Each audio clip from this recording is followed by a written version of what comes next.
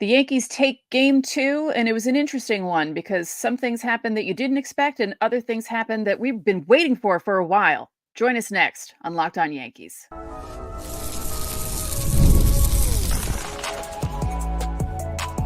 You are Locked On Yankees, your daily New York Yankees podcast. Part of the Locked On Podcast Network, your team every day.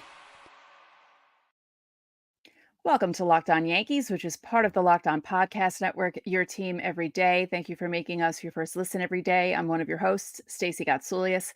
You can start the season with a big return on FanDuel. Place your first $5 bet and you'll get started with $200 in bonus bets, guaranteed. Visit FanDuel.com to get started. With me, as usual, my co-host Brian McKeon. Brian, how did you enjoy your night at the stadium? Didn't enjoy the drive home, but enjoyed the game. That's good. Before we get started, don't forget, subscribe to the podcast on whichever podcasting platform you prefer. Subscribe to our channel on YouTube, like the videos, hit the bell so you're notified when our videos go live. And when they go live, join the chat because it's a lot of fun. Today's show, we're going to be recapping Game 2 against the Guardians. And there was an interesting article in The Athletic because apparently some broadcasters were whining about the fact that they didn't get to do cool playoff games. We're going to talk about that in segment 3. But first, let's talk about Game 2 against the Guardians, because some things happened that we weren't quite expecting and something that we've been waiting for all postseason, 6 games, finally happened. I don't think you got everything you wanted out of Cole, but I think you got a lot of what we've talked about the entire year when it comes to ace pitchers. This is what aces do in the postseason when they don't have their ace stuff, right? So the other day when the elimination game against the Royals, he gave you 7 innings of basically no hit ball where the Royals were confused and couldn't do anything. And then when he doesn't have his stuff, he'll give you 4 1/3, 6 hits. He'll battle 2 runs. And that's what he did. He was a bulldog out there. He battled, he got through it, and they went to the bullpen, which has been stellar, really, throughout the postseason, has been unbelievable. It was a really not perfect game out of the Yankees by any means. There are things you can certainly complain about, but they got the win. They go up 2-0 going to Cleveland. Certainly not, the series is not over yet. I will say that because I won't stay where I was listening, but I was listening to, let's just call it Yankee coverage on the drive home. And the conversation by the host was very much geared at, oh, it's over. It's done. The series is over. It's not. There's, a very classic sports phrase that we all, I'm sure, heard. A series is not a series until a team loses a home game. Mm-hmm. And the Cleveland Guardians have not lost a home game yet. Series is not over. They're a really good team. But the Yankees have certainly looked fairly dominant to start the series. Yeah. I mean, it's also helped by the fact that Cleveland has looked sloppy. They were sloppy in a sense on Monday when they were throwing wild pitches every 5 seconds. And then in the game on Tuesday, it was more fielding. The Yankees were also sloppy with their base running, but this is the kind of win you want to see.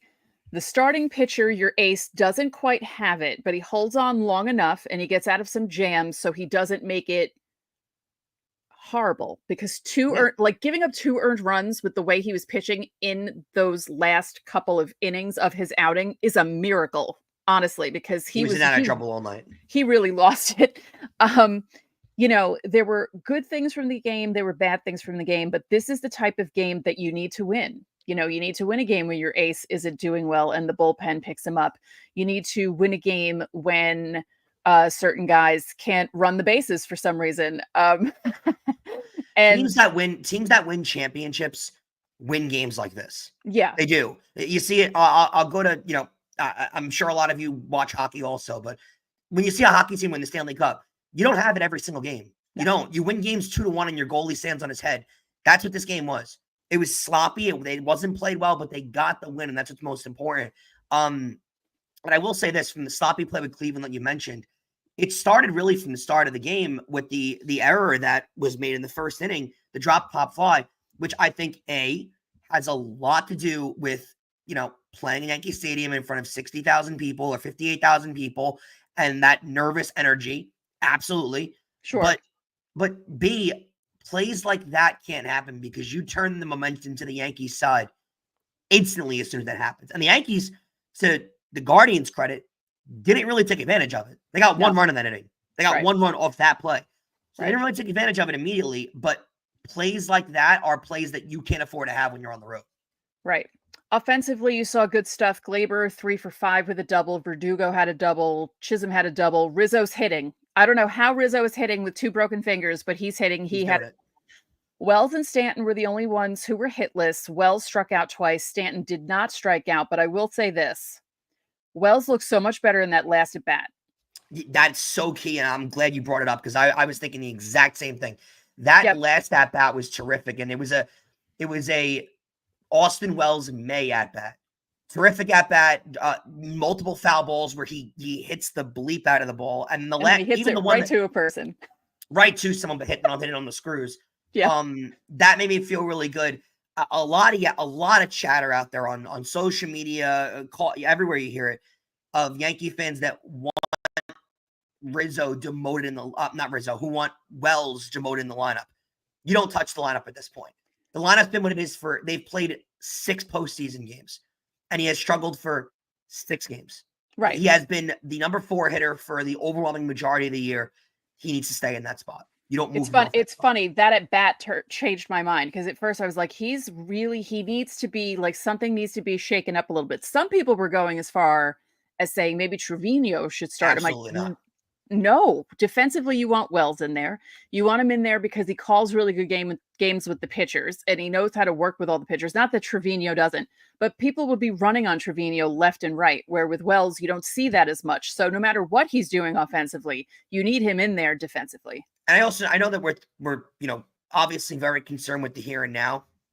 Let's also mention, though, Wells is your catcher, hopefully, for the next decade. Right. You want him in these playoff games. You don't want you don't want him sitting on the bench. You want him in these playoff games. But again, Wells has been your cleanup hitter since May. Mm-hmm. Leave him in there. Let him hit. He'll figure things out. This was an interesting stat from Sarah Langs. Yankees have an OBP of 490 leading off an inning this postseason. It's the second highest by any team in the postseason behind the 1965 Dodgers, who had a 510 OBP in their first 6 games of that postseason. It's absurd. That's absurd. That's an absurd. I mean, 490 is an absurd number. 510 is insane. Over half of your first at bats got on. That's crazy. They've been incredible. And speaking of leadoff hitters, and he has to be praised because he got a lot of flack this season. Gleyber Torres. I mean, another 3-hit game. He's had an unbelievable postseason. This will be a conversation that we have in a month or so. Yeah. But I'll leave this question out there for you guys to chew on over the next month. Is Gleyber playing himself into a contract? I think we all thought when they acquired Jazz, that's the end of Gleyber. Mm-hmm. Is Gleyber Torres playing himself into a contract? Maybe not a huge one, but maybe. It's possible, because I was thinking about that. Gleyber signs a 3-year extension for $15 million a year. You know what about that? No. Think about it, though. Like, a month ago, everyone was like, absolutely, he's done. He's done here. No more. Now, I don't know. Yeah. Gleyber seems to figure things out. Yeah, with his personal hitting coach. Gio Urshela. Yes. Yeah. So it was an interesting game. I had my nervous feeling all day, so I knew they were going to win. So I was happy about that. We're going to talk about the bullpen in segment 2. I figured we'd stretch things out a bit because the bullpen was stretched out a bit because they had to come into the game so early, but it was fine. It worked out fine. And, there was only one move that I was kind of questioning Boone on, but it turned out to be okay. And we're going to talk about that in the next segment. Don't forget, subscribe to the channel, hit the like button on our videos, hit the notification so you know when our videos go up. And you can join the Locked On Yankees Insiders Club. The link is in the description. You'll get texts from us. You can text us questions, comments, reactions to the game. I haven't actually checked it, but I will see what the reactions were to this game. We send out lineups, roster moves, breaking news, so you don't have to check social media. Like if you're out somewhere, you get the notification on your phone. It's kind of cool. There's a 14-day free trial. All right, coming up next, we're going to talk about the Yankees bullpen.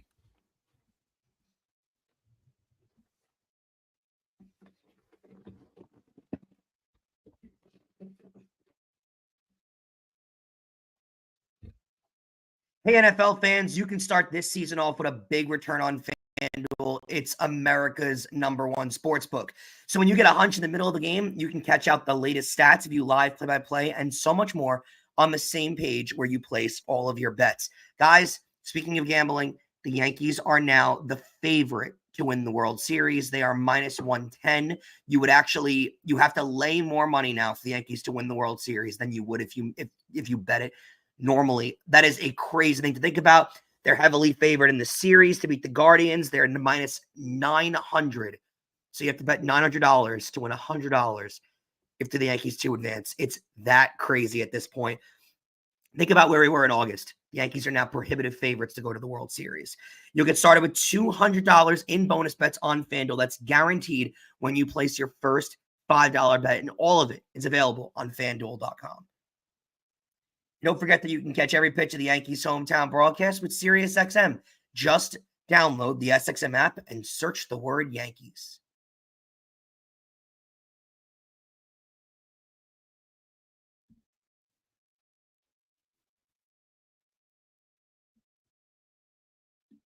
Stacey, two major things coming out of game 2. First of all, I don't know how it looked on the television, so I want to ask you because it looked completely different in person. The Judge home run, did it appear gone off the bat? Were you very confident off the bat? When the camera angle they gave you, did you think it was gone? Because I got to be honest, in person, it looked like a pop fly to center field, and then it just kept carrying and carrying and carrying. Yeah, it looked very high off the bat, the trajectory of it, and I just thought, oh, and then it just kept going. But let's talk about that too. So yes, it did look like that on TV.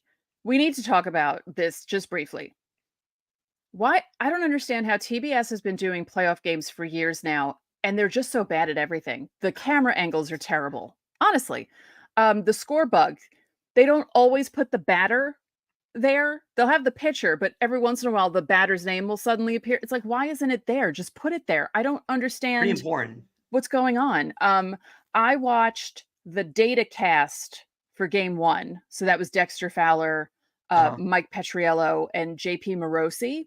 Tonight, Curtis Granderson, I believe, was he there? Or no, he was at the post game because I think I was watching. I kind of had the sound off, so I was watching the regular TBS. I didn't have all the stuff on the screen, but I just don't understand why they're so bad at this when they've been doing it for years. Yeah, I don't get it either. I enjoyed not watching it because it bothers me. I don't. Again, you can't. I'll give them a little bit of credence here. It's partly Major League Baseball's problem because they, for some whatever reason, decide not to have TBS do a single game throughout their entire season, and then all of a sudden in the playoffs, it's like, all right, guys, here you go. That I don't get at all. But yeah, off the bat, the Judge ball really didn't look like a home run. The way the center fielder was playing it too didn't look like it was going to be a home run either. Yeah, and then the ball just kept carrying and carrying it. His power is incredible, and that home run was so huge for him, huge for the team, just to be able to get to extend the lead, take the nerves off a little bit, but also huge for Judge to be able to get it off his shoulders. Exactly, get the monkey off your shoulders. It was a huge, huge home run, and I know all Yankee fans know this, but that is one of those hits that can start to get him going. Definitely. So continuing it, can I speak? No, I can't because it's 1:36 a.m. Continuing with our conversation about the game. So let's talk about the bullpen because they were in the game for a while because Cole didn't quite have it tonight, but it wasn't as bad as other outings that he had. But don't go to another Cole start, okay? Because something's going on when you're there. That's true. Holmes comes in the 5th inning. What did you think of that move? I thought it was interesting. Yeah, I thought it was early. I think we all thought Tim Hill was going to come in. Yeah. And I think Boone mentioned in the postgame that Canely was consideration for him. I think that move would have made a little more sense. Holmes coming in when he did scared me, and Holmes did his best job of trying to scare me too. Really struggled through the outing. Didn't love the move there. Yeah. I thought Cole had to come out. I don't know if Holmes was the guy I would have went to either. Right. Cole definitely had to come out because he was definitely losing it, and that game could have been blown open or something, or Yeah. who knows. So I agree with them taking out Cole. I wasn't agreeing with the Clay Holmes move, but it worked out. It was fine. Also, Boone was trying to get a little more length out of his. You could tell there's a trust factor of he's clearly dwindled his trust circle out of the bullpen to really these four guys that he used tonight. It's really become Canely, Holmes, obviously Weaver, and Hill. And he's got a Tim Hill obsession over the last month or so. It's crazy. I know. But it's really become, and I think a lot of managers do get this way towards the end of the postseason, where you kind of develop your trust circle when it comes to bullpen arms to a much finite amount of guys. That's what's become, because using Tim Hill for an inning and 2/3 is a crazy amount of time. And then he got an inning and a third out of Canely. He really tried to extend them as much as he possibly could. Weirdly enough, I was watching the game with my family and Emmanuel Barbari, who's one of my better friends. He's called the Yankee games on the radio all year. He mentioned a good point to me too. Very weird how Ian Hamilton has not made that circle of trust. Right. And he was warming up. He was warming up with Weaver. And I thought maybe with the 4-run lead, maybe they'd give Weaver a break and maybe Hamilton would come in. And if something happened, maybe Weaver would come in. But I was okay with Weaver coming in there only because in a regular season game, Hamilton comes in for sure. Sure. But playoff game, I think the mantra kind of is you don't screw around. Right. You don't let them gain momentum, because Hamilton he has to face 3 batters, right? If that's 3 walks or a double and the bases are loaded, that game can completely change. And, it turns out if the bases would have been loaded, Cleveland would have tied the game when Weaver gave up the home run. So I don't think you mess around. You really don't.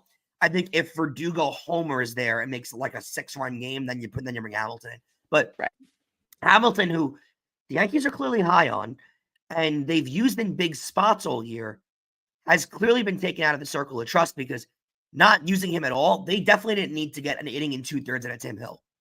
But they did. So I find that very interesting to me. Yeah. It's I mean, good for Tim Hill because he escaped the White Sox. Yeah.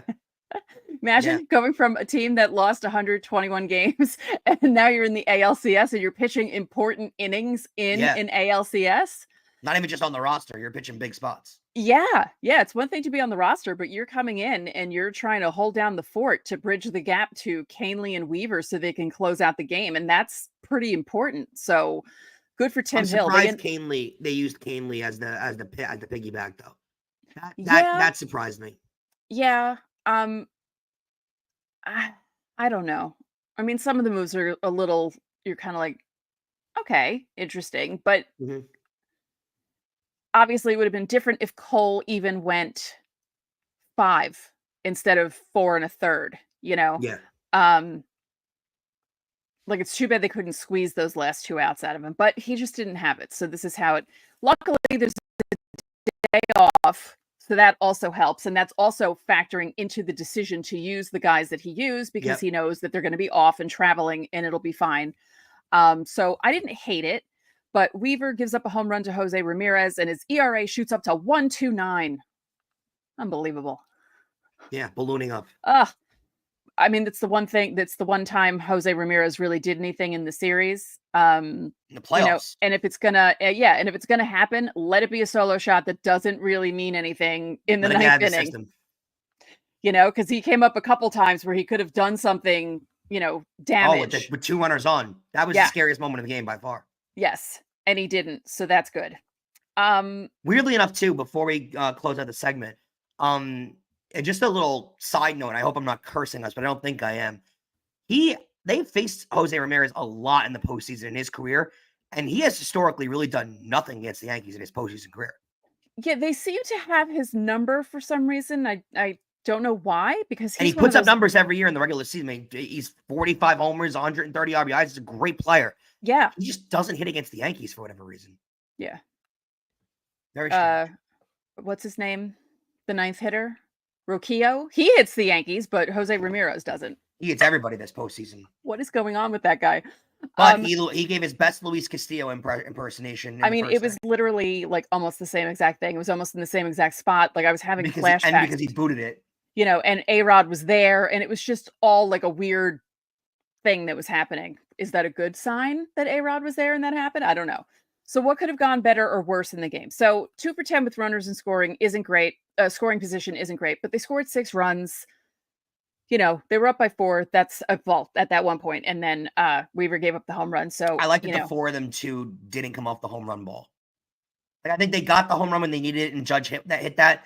But the first 4 runs not coming off the home run ball, really good sign to me. Yes. Yeah. Because we had mentioned that with the Mets Dodgers, when the Dodgers scored those 9 runs in the first game, they didn't have a home run. So very positive sign. Yeah.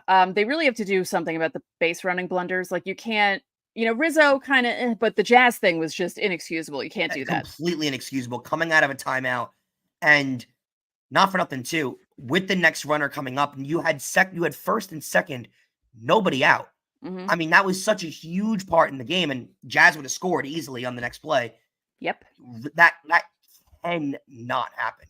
Nope. Like, what are you doing dancing around in that spot? I know. Awful. You really can't, because you know the good vibes were there because he got a double. It's like, oh, okay, Jazz got an extra base hit. Nice. Maybe he's snapping out of it, and then that happens, and you're just like, and then the fact that the Rizzo thing happened in the same inning. So for them to have 2 base running blunders in the same inning, that could have been a much bigger inning.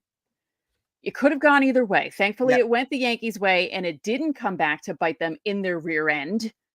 But like you're about to say, I'm sure. But what if it didn't? Right. Like, what if that didn't happen? Then you look back on the Jazz play, and you think back, you know, on a what if.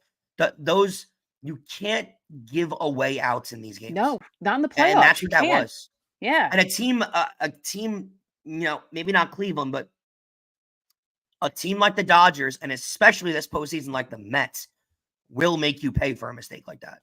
Or a free out like that. Yep. So coming up next, there's an interesting article in The Athletic. We're not going to go through like all the stuff in the article. I'll give you a synopsis, but I found it interesting because we had sort of talked about this. So we'll go into it next.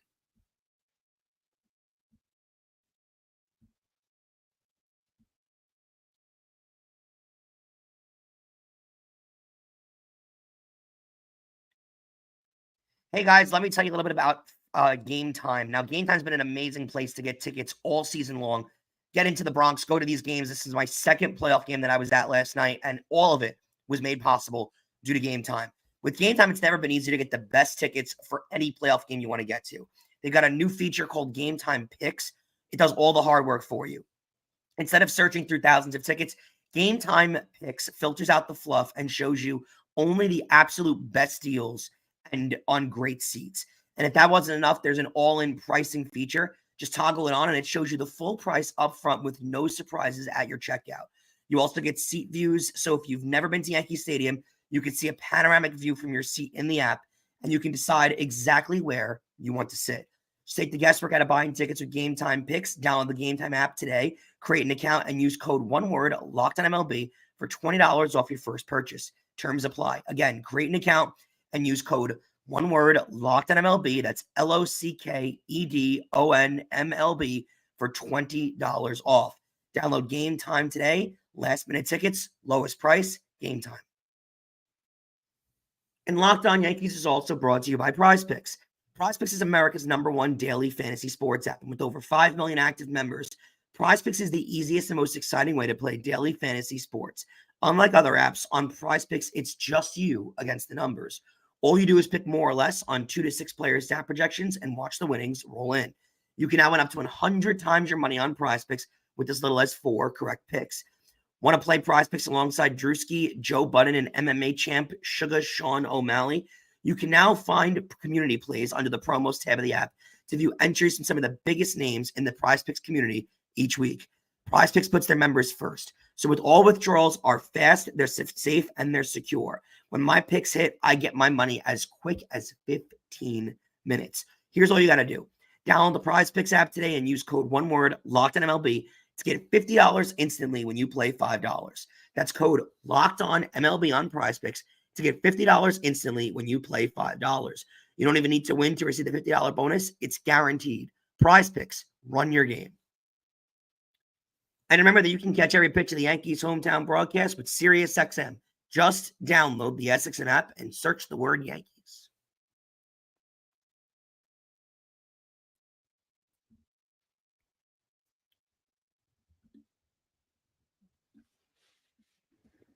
Stacey, I'm going to let you take over because if you can't tell, my voice is shot. Yes. You sound like what I sound like when I come home from a playoff game.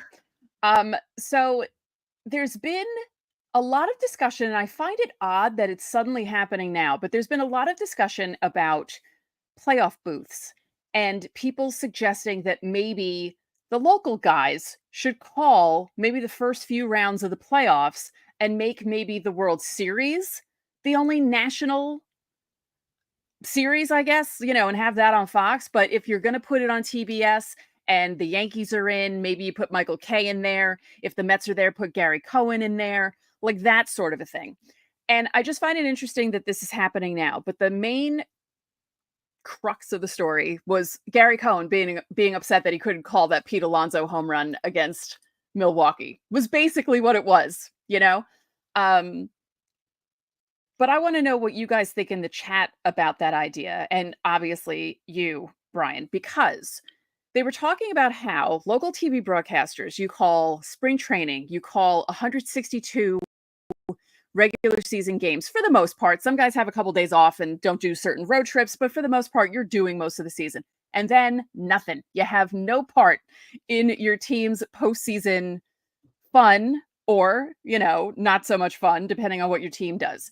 And it did seem like Gary Cohen was the most upset. And there was an anonymous quote from a play-by-play broadcaster who said, "Imagine being a player and spending the entire season on the roster and then being told you won't be on the postseason roster. That's how I feel." Well, no, because Pete Alonso could play the whole year and he's going to be on the postseason roster. Not the same thing. I'll say this. I do wish some of these big moments you could hear Michael Kay call them. I think I'm a fan of Michael Kay. I think he's a tremendous play-by-play announcer. I don't know why Yankee fans give him flack, but besides that, there is virtually no way to get these guys to make the calls on TBS and stuff. That's just not possible. Everything is done contractually. Broadcasters and everything. We get contracts here for Locked On. So you can imagine what the contracts look like on TBS and Fox.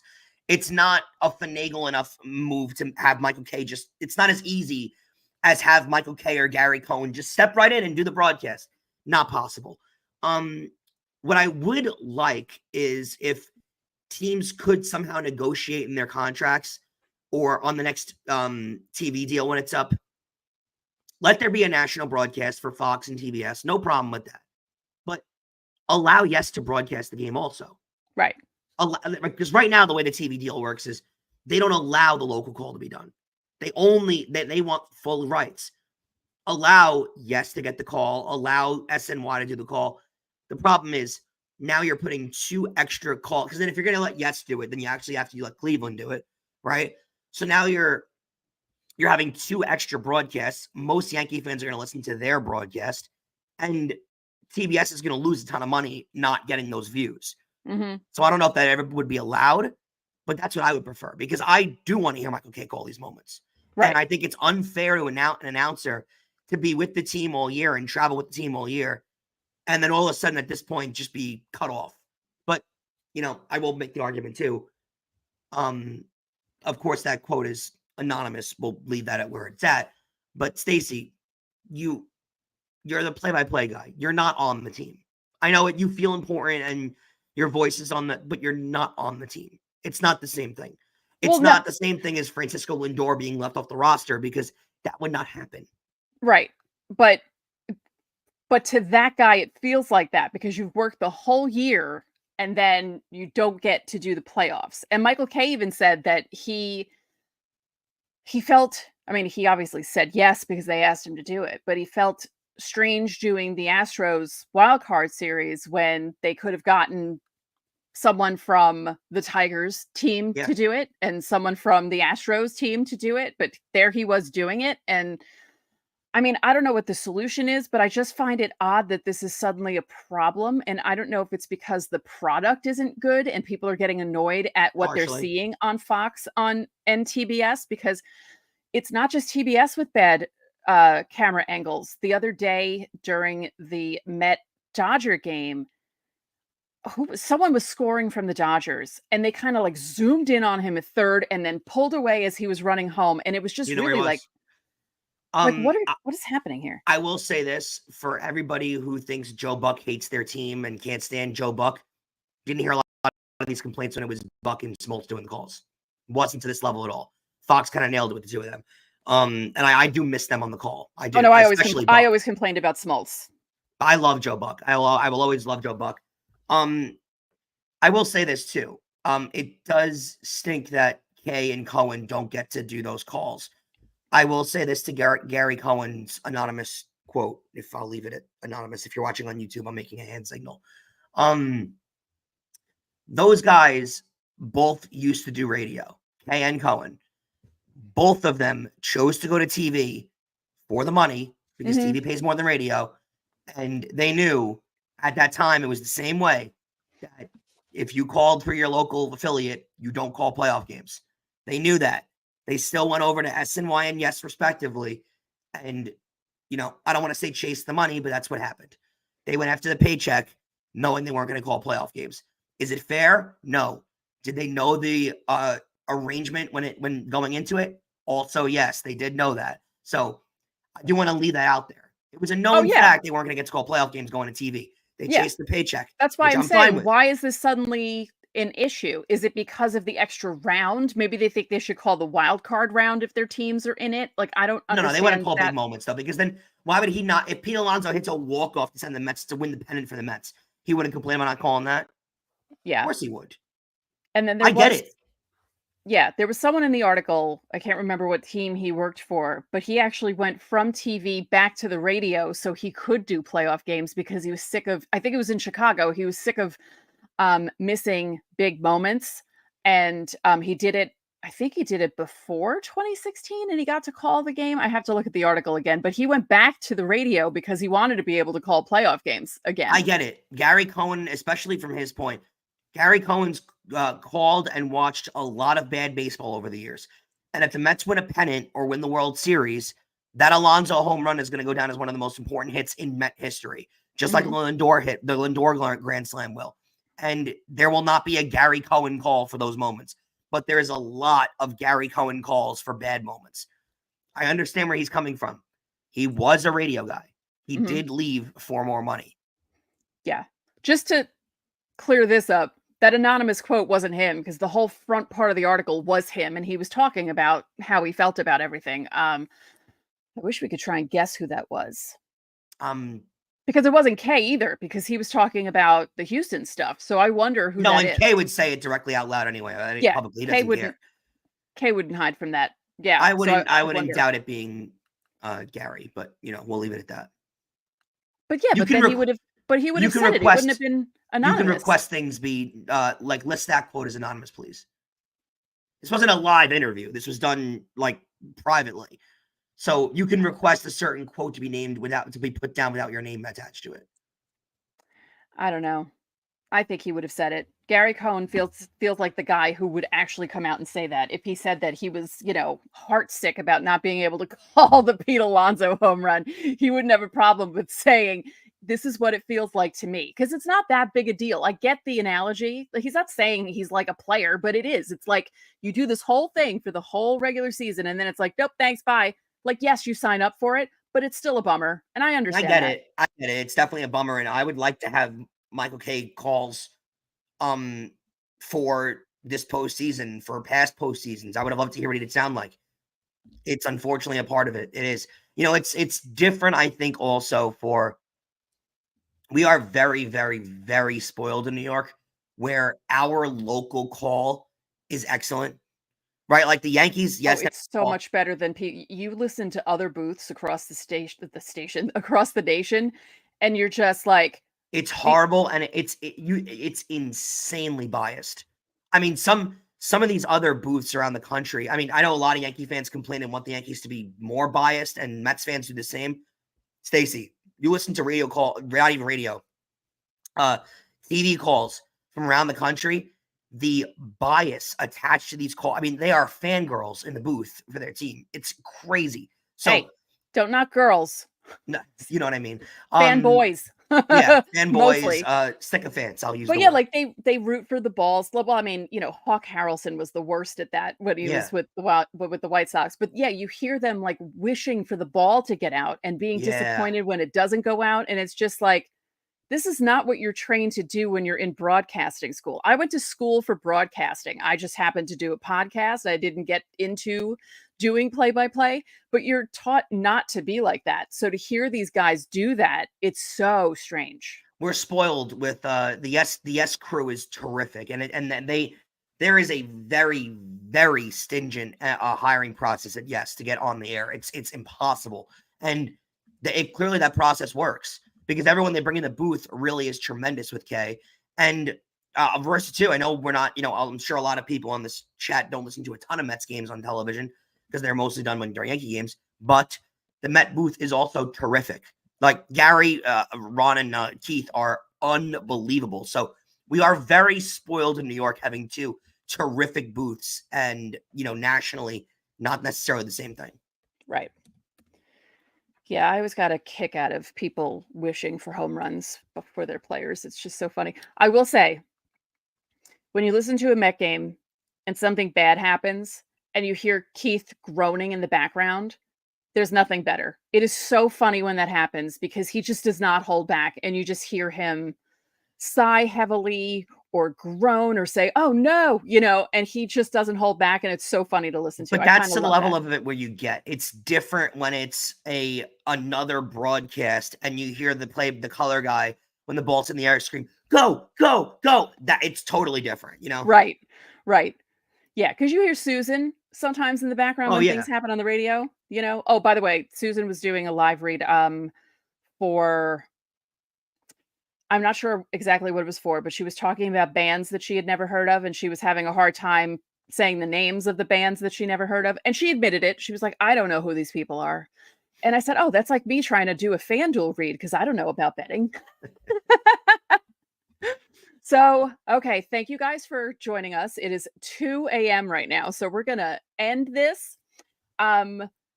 Obviously, day off on Wednesday.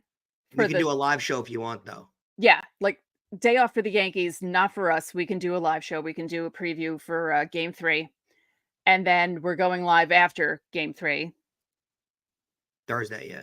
We're going to be going live after all the games. So just keep that in your head. Yep. And keep it in mind that the time is it's subject to change. So sometimes I'll put a time in on YouTube just to, get it in there, but I might have to change depending on how the game goes. So just keep that in mind. But yeah, we're going to be live a lot and hopefully for a while. Let's hope.